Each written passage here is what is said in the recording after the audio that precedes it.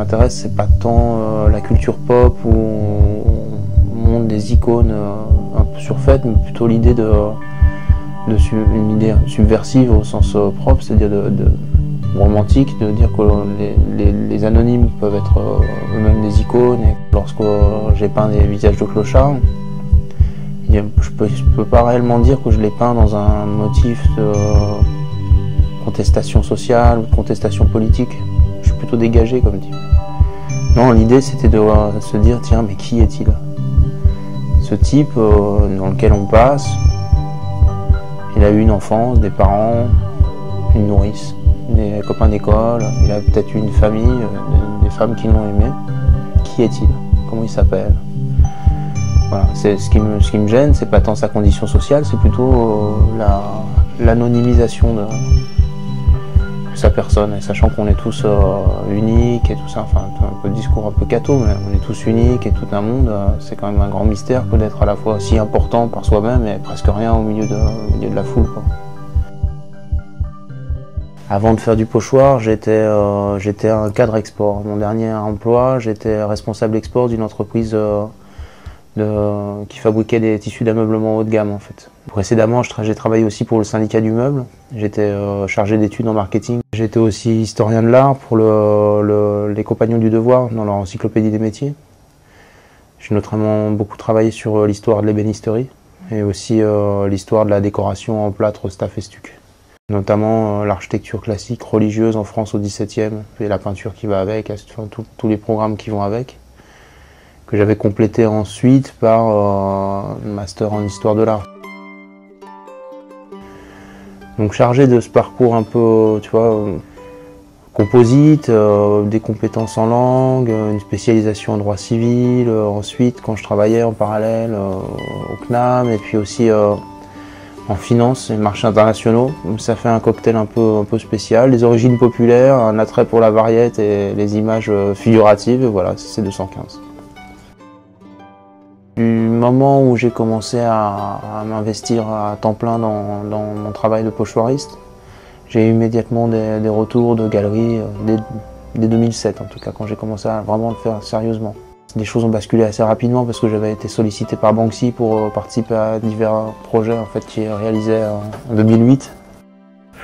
Et ça a été quand même un coup de projecteur sur mon travail radical dès le début de ma carrière qui m'a quand même soutenu tout le long, quoi. Mon travail se vend pour des collectionneurs, même si ce que je réalise pour les collections c'est quand même assez différent de ce que je peins dans la rue, parce que dans la rue c'est spontané, et ce sont des œuvres qui sont amenées à être altérées, à changer, à subir des dégradations ou des transformations du temps, des interventions volontaires, involontaires, bien intentionnées, mal intentionnées, peu importe, mais en tout cas dès qu'on peint dans la rue c'est amené à être détruit, oublié. C'est toute la différence entre la rue et un musée, hein. C'est que le musée il est là pour conserver, la rue elle est là pour avaler, transformer, emboutir l'œuvre. Le pochoir, j'ai commencé en 2006. Au départ, je voulais réaliser un portrait de la mère de ma fille et un portrait de ma fille pour elle, en fait.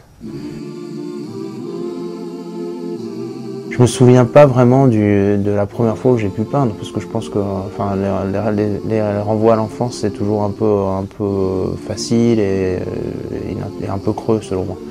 Néanmoins, ma mère, j'ai eu la malchance d'avoir une maman qui m'a enfanté à l'âge de 12 ans et qui est décédée à l'âge de 18. Voilà, qui s'est supprimée. Et elle a passé son temps, elle a dessiné et à fumer d'ailleurs aussi.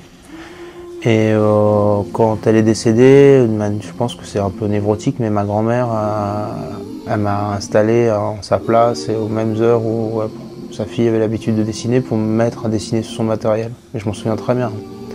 C'était régulier et elle s'installait devant moi et je pense qu'elle délirait, elle voyait sa fille, elle revoyait sa fille. Je tente de réaliser un art qui soit contextuel. Donc lorsque j'interviens dans la rue, j'essaie de réaliser des scènes qui puissent faire parfaitement interaction avec la rue elle-même. Donc j'essaie de représenter des personnages de rue, des animaux de la rue, des scènes de rue, je peins des fumeurs, je peins des clochards, des scènes d'enfants qui jouent, des chats, et les amoureux évidemment.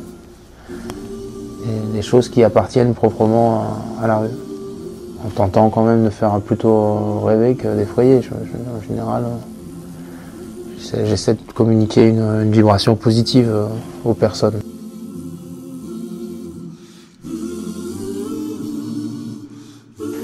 Je me souviens aussi que j'aimais bien attraper les cahiers des filles en douce dans leur sac pour insérer des dessins dans leur cahier pour qu'elles aient la surprise en l'ouvrant en cours, quoi.